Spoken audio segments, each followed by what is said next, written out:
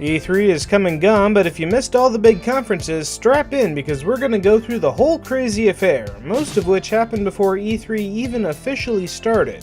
Jumping right in with some new hardware, Microsoft started things off with the reveal of Project Scorpio, now officially known as the Xbox One X, which you could acronym into Xbox.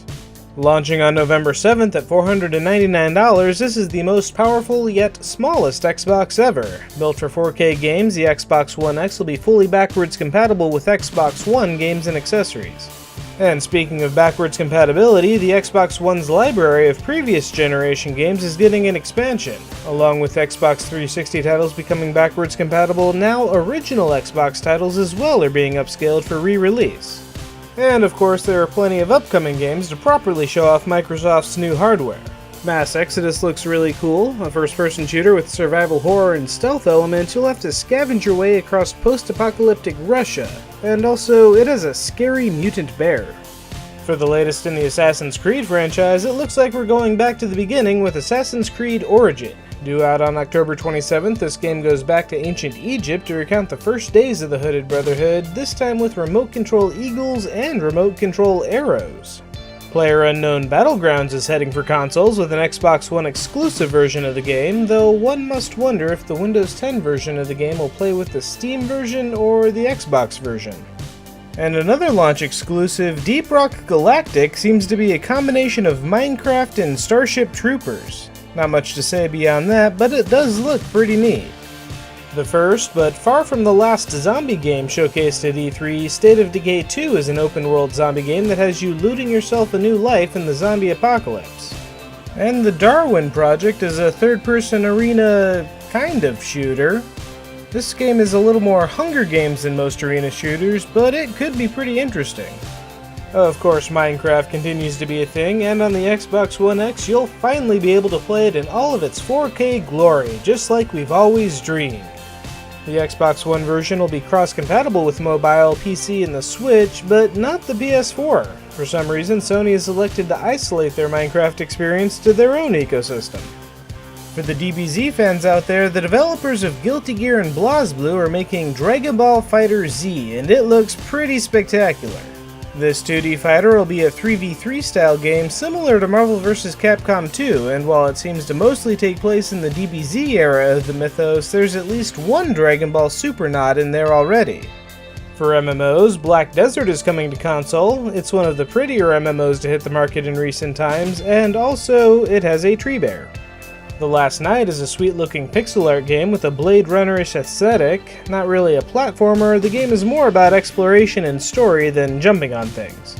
The same can't be said for The Artful Escape though, which seems to be a more traditional 2D platformer. Code Vein is an anime-esque action-adventure game, but I couldn't really tell you much more than that.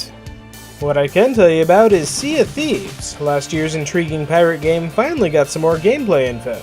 The game is oddly realistic and not at the same time. You'll have to actually look at maps and manually control your ship to get from place to place, but you can also dive for treasure, fight skeletons, and shoot yourself out of a cannon. What's been shown so far looks pretty fun, so here's hoping it's not the next No Man's Sky. Over in the VR realm, Tacoma has you in space doing space things, and Super Lucky's Tale is a neat-looking 3D platformer that I can't for the life of me figure out why it would need to be in VR. Once again, Cuphead was back for its fourth E3. Fortunately, it still looks awesome, and now it has a release date of September 29th. And speaking of games announced 3 years ago, Crackdown 3 is still on the way as well. It's a third-person shooter adventure that may or may not feature Terry Crews, but will definitely hit shelves this November. For other games, Ashen is a neat-looking adventure game that seems to be about exploring dark, scary ruins and crypts. Life is Strange is getting a prequel, Life is Strange Before the Storm, and I imagine it'll be hella good. And in Middle-earth, Shadow of War, the sequel to Shadow of Mordor, you won't just be developing rivals with the Nemesis system this time around. Now you can forcibly convert enemies to your cause and lead them into battle. And for another sequel, it looks like Ori and the Blind Forest is getting another chapter, Ori and the Will of the Wisps. No gameplay yet, but it has a very nice looking teaser. And left over from the EA conference, more info on Anthem. This open-world MMO action RPG is clearly looking to be the next Destiny, which could be a good thing or a bad thing. but if you ever wanted to play an MMO where everybody is Iron Man, you may want to keep an eye on this. Also, it has an alien bear. Next up, Bethesda kicked off their conference with some new VR titles, starting with Doom VFR, which tackles the logistics problems of VR movement by giving you a point-to-point teleport ability. Fallout VR, on the other hand, is Fallout VR. Not sure how the movement works on that one, but things seem to be going well. Jumping into the Elder Scrolls franchise, Elder Scrolls Online is still around. Also, it has a battle bear. But the bigger Elder Scrolls announcement is that Bethesda is taking another crack at paid mods with the Creation Club. Unlike their last attempts at monetizing mods, which ended in disaster and was quickly scrapped, this time around Bethesda is taking a lighter approach, specifically curating them with selected developers, which really blurs the line between mods and DLC. Meanwhile, the online CCG Elder Scrolls Legends is getting its first expansion set. Heroes of Skyrim is set to release on June 29th and will add 150 cards to the game. And lastly, for Elder Scroll updates, Skyrim is officially hitting the Nintendo Switch, although this was basically known before the Switch even launched.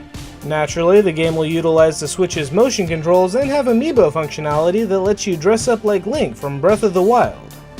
Moving away from the Elder Scrolls franchise, Dishonored 2 is getting a DLC campaign. Dishonored Death of the Outsider is set for September 15th and will apparently pitch you against the dark god of the Dishonored universe. Outside of that, Quake Champions is still in development, and Bethesda is wasting no time setting it up to be the next big esport. And with BJ Blazkowicz in the mix, how could it not be? Finally, announcing some new games, Bethesda revealed The Evil Within 2 with an awesome and trippy trailer that has me both horrified and intrigued. Enough so that I might have to go play the first one before Friday, October 13th when the sequel comes out. And the same could be said for Wolfenstein 2: The New Colossus, which is just so many different kinds of awesome. It seems that this sequel is going to go full Red Dawn, tasking you with taking America back from the Nazi horde that has taken over the country. Heading into the PC gaming show, by far the most exciting reveal was XCOM 2: War of the Chosen. The expansion will introduce 3 rival enemy factions to the game that are competing with each other for your head. And to make matters worse, zombies, because why not? In between killing Advent troops and avoiding capture from the 3 alien generals, occasionally the map will be overrun with undead hordes. I personally cannot wait. Meanwhile, from the developers of Shadowrun Returns, Battletech looks very close to its tabletop counterpart and has you fighting and salvaging mech units to keep your mercenary team going. Mount & Blade 2 Battlelord has mounts, blades, and I presume battlelords. Total War Warhammer 2 will be out September 28th and has dinosaur armies, so that's pretty rad. Wonderland Dreams is the 5th expansion to the Shadowverse CCG, which I've never heard of until now, but that's some pretty nice art. And more from PlayerUnknown Battlegrounds, Vaulting will redefine the game, giving you unprecedented ability to navigate the landscape in a 3D space. Checking in on the Killing Floor franchise, Killing Floor Incursion is bringing the series into VR, while Killing Floor 2 has a seasonal summer event and it looks sick. Like, really, really sick. Unwell. Mentally, physically, just all around disturbingly unwell. Is he actually on fire? Why is that person on fire? For another pirate game, kind of, there's Islands, which looks like pirate Minecraft, where you can survive on your own island and play Cowboys and Indiana Jones: The Last Crusaders. Also, it has a polygon bear. Griftlands looks really neat. It's a 2D RPG that claims to let you buy, bribe, or cheat your way through a cool-looking alien world. From Chucklefish, the developers of Stardew Valley, we got another look at their medieval version of Advanced Wars, otherwise known as Wargroove. Blatant copying aside, if they can do the same thing for Advance Wars as they did with Harvest Moon, this will probably be a winner. And finally, the original Age of Empires is getting remastered in 4K. Unlike the StarCraft Brood War remake, Microsoft is updating the gameplay along with the graphics to make it more user-friendly for gamers 20 years later. Moving on to Ubisoft, it's the crossover nobody ever expected. Mario and Rabbids Kingdom Battle, which has Mario and a bunch of goofy-looking rabbit things dressed up as Mario characters teaming up for a game of XCOM of all things. Due out on August 29th, this might actually be the coolest Switch game coming out this summer. After showing off a little more of Assassin's Creed Origin, which was already announced at the Microsoft conference, Ubisoft gave us a glimpse of The Crew 2, which just has all of the racing. Well, planes and automobiles at least. No word on trains yet. We also got a new trailer for South Park, Divided But Whole. Nothing really groundbreaking here, pretty much still the same game we saw last year, but I suppose it's a good reminder that this game is coming out in October. Also, there's a South Park mobile card game on the way if you think you have too much disposable income and don't know what to do with it. Speaking of disposable income, Starlink Battle for Atlas will let you build your own starship out of physical parts to use in-game. That's not going to be a money sink. And coming out in 2018, there's Transference, whatever that is. All we know is that it has a creepy trailer featuring Elijah Wood. If you're not tired of pirates yet, Skull and Bones is another big pirate adventure game. It looks like the developers of Assassin's Creed Black Sails took what everybody loved most about the pirating in that game and made a whole new game out of it. It's unclear if the game will have a single-player campaign, but there is definitely a fair amount of ship-to-ship PvP combat to be had. And for a second there, it looked like the new Just Dance game was going to have a Mortal Kombat crossover, but I guess not, so moving on, Far Cry 5 takes us to its most terrifying, uncivilized, backwards location yet. Rural Appalachia. This time around, the bad guys will be a group of people suffering from economic anxiety, forcing you and your team to go in there and, make America great again. Finally, at long last, the impossible has happened. Beyond Good and Evil is getting a sequel. It's been almost 14 years since the first game left us on a cliffhanger, and since then the gaming world has been left chasing rumors and false starts for the next entry. But here it is. Beyond Good and Evil is here, and it's a prequel. What? It's also at day 0 of its development, and Ubisoft is claiming that the game will take place in what is effectively a simulated solar system where entire cities can develop based on what you know what? No. Never mind. False alarm. This game is never happening. We are never ever going to find out what happened with Jade and PJ. Next up, Sony finished up the schedule of conferences with a closer look at Days Gone. Announced last year, we got some actual gameplay this time, which has you stealthing around, killing living and undead alike in this post-zombie apocalypse world. And also, it has a zombie bear. And if that's not enough monster hunting for you, Monster Hunter World is heading for the PlayStation to make its triumphant return to consoles. Surprisingly, not a Nintendo console. And speaking of returns, it looks like Shadow of the Colossus is coming back for a new generation. This looks slightly better than the typical upscale, so there could be a whole new engine behind the game. Marvel vs. Capcom Infinite finally brings a story mode to Marvel vs. Capcom 3, and if you thought that Mass Effect Andromeda had some jank animation, you ain't seen nothing yet.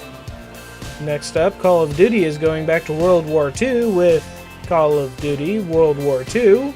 And in the VR scene, Skyrim is coming to VR because they are not going to stop until Skyrim is playable on every possible platform. Starchild is another game that looks like it's a 2D platformer, so it's questionable why it needs to be in VR, unless you're controlling the giant robot. The same goes for Moss, a cool looking 3D adventure game starring a mouse with a neat arm that is, for some reason, in VR. The Impatient is likely a VR horror game, and Bravo Team has guns, and more guns. But most importantly, the biggest news in VR has to be Monsters of the Deep, a Final Fantasy XV based fishing game due out this September. And now for Sony's big hitter of the show, God of War. We got to see a lot more gameplay from the Dad of War this time, and he certainly hasn't lost any of his monster slaying skills in his old age.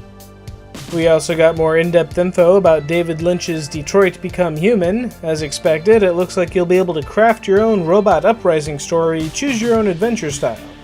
Destiny 2 also got a trailer, and while that's hardly big news, it does seem that the PlayStation version of the game will be getting some console-exclusive items and maps. And last, but certainly not least, the PlayStation conference ended in a big way with gameplay footage of the new Spider-Man game. Fans of the Arkham series should see some familiar mechanics in the combat. While there's definitely some spider-themed style to it, the basic premise looks very familiar. I can't say I'm digging the white on the costume, but if the bulk of the game is anything like what they presented here, this will definitely be on my radar for next year. And while Nintendo again didn't have a conference, they did have their own E3 Nintendo Direct, mostly showcasing what can be expected for the Switch over the next year, starting with Xenoblade Chronicles 2, which I sure hope isn't meant to show off the Switch's graphical prowess, because this looks like it could have been made for the GameCube. Announcing a new title, Kirby is back and he's bringing friends with him. This 2D platformer features a lot of classic Kirby fun, but is also clearly designed with local multiplayer in mind. And while Nintendo may have announced the bulk of their Pokemon news last week, they did hold one thing back, and it was the thing that everybody was waiting for. A full-fledged Pokemon title is in development for the Switch. It probably won't be out until 2019, but at long last it seems that Pokemon is finally coming to a console. And for another game that is probably years away, it seems that Nintendo finally remembered that they own the Metroid franchise. Metroid Prime 4 is in development for the Switch, although at this point there's nothing but a logo to stoke the hype. Announcing another new title, Yoshi is back and he's bringing friends with him. This 2D platformer features a lot of classic Yoshi fun, but is also clearly designed with the local multiplayer in mind. Am I having deja vu? A game we already knew was coming, we got to see some cutscenes and gameplay from Fire Emblem Warriors, and it is exactly what you would expect it to be. It is Dynasty Warriors with a bunch of Fire Emblem characters. And for more things we already knew were coming, Nintendo didn't reveal much about the upcoming DLC for The Legend of Zelda Breath of the Wild, but there are a few new tidbits we learned. It looks like the Trial of the Sword will be a lot more in-depth than previous endurance challenges, featuring a variety of environments for Link to take on during his quest to empower the Master Sword. We also learned a bit about the new armors coming to the game. Majora's Mask doesn't have an obvious mechanic, but the description says it makes it hard for certain enemies to spot you. Midna's helmet gives Guardian Resist, the Phantom armor gives attack up, and Tingle's outfit has a night speed up set bonus. And while we already knew that hard mode would rank up all the enemies one color level of difficulty, now we get to see what gold-colored monsters will look like before they begin to haunt our nightmares. As for DLC Pack 2, not much was revealed about the new story campaign, but it's a safe bet that it'll heavily center around the 4 champions, particularly since they're all getting their own amiibo figures. As for other games coming to the Switch, we have Rocket League, which will be cross-compatible with other platforms for the full motor soccer experience. And finally, the star of the show, Super Mario Odyssey. In this new Mario game, Mario is partnering with a sentient hat that he can not only use as a weapon, but also use to possess various enemies and objects. Mario's mission in the game is to travel from world to world, dressing up in various outfits and possessing everything from tanks to dinosaurs on a quest to save Princess Toadstool from a particularly dapper-looking Bowser and his team of evil wedding planners. And no joke, this is the first time I've been legitimately excited for a 3D Mario game in a long time. And while the Nintendo Direct was centered around the Switch, there were a few big 3DS announcements made as well this week. Remember that fan-made Metroid 2 remake that Nintendo shut down a while back? Well, it seems that Nintendo took the hint. Until Metroid Prime 4 hits the Switch, fans can keep busy with Metroid Samus Returns, a 3DS remake of Metroid 2 Return of Samus. Not gonna lie though, the fan-made remake looked better. I can't say I'm digging the 3D art style over the sprite-based game. And that's not the only remake on the way. Mario & Luigi's Superstar Saga is being remade for the 3DS in all its glory with updated graphics, for as much as that can benefit a game like this. In addition, the game will include a new side game, Bowser's Minions, which puts you in command of Bowser's army in a strange RTS-like side story. And of course, there are plenty of other games that weren't showcased at an E3 conference that are still worth paying attention to. Square Enix put out a gameplay trailer for Kingdom Hearts 3, which I suppose will help prepare our grandchildren for the game's eventual release. Sub-Zero is heading to Injustice 2 as that game's Mortal Kombat cameo character. Undertale is heading to the PS4 and Vita, which I kinda gotta admit I was surprised wasn't already a thing. One has to wonder how much Sony paid to be the console exclusive, since this would be pretty big for the Switch. And for big Undertale fans, a physical collector's edition will be available that comes with an art book, a soundtrack, and a musical heart locket. Finally, Sega continues to restore Sonic the Hedgehog to his former glory with new video for both Sonic Mania and Sonic Forces. The big reveal for Sonic Forces is that it's not just Robotnik that's taken over the world, but a mysterious entity has united all of Sonic foes against him, Sinister Six style. And that's enough gaming talk for a minute, so let's check out what's coming up in the movies. This week we have Transformers: The Last Night. Will this finally be the Transformers movie that flops so hard that Michael Bay stops making them? Probably not, but one can hope. Okay, well that was brief, now back to video games. Coming to PC this week is Final Fantasy XIV Stormblood. Along with the usual additions of new classes, zones, dungeons, and level cap, this expansion is completely overhauling the game's combat system. Bebop and Tempo is a retro GBA-styled game that has you switching between two characters to navigate stages where one hit can finish you off. And if there's not enough fan service in your life, from the creators of Senran Kagura is Valkyrie Drive Bikini. I'm pretty sure that's how it's supposed to be pronounced.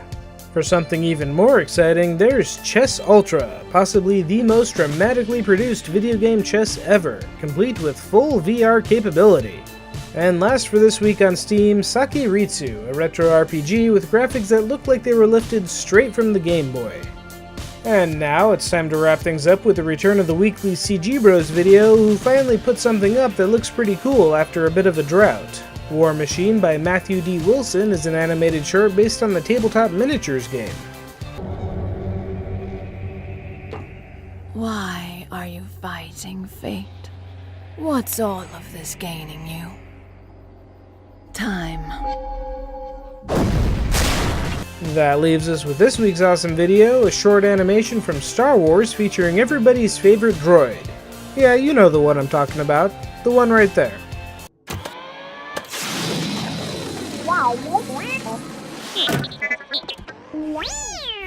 And because this video just isn't long enough, let's throw another one in there. Take a look at the revamped intro to the upcoming DuckTales cartoon. Have fun getting the new theme out of your head.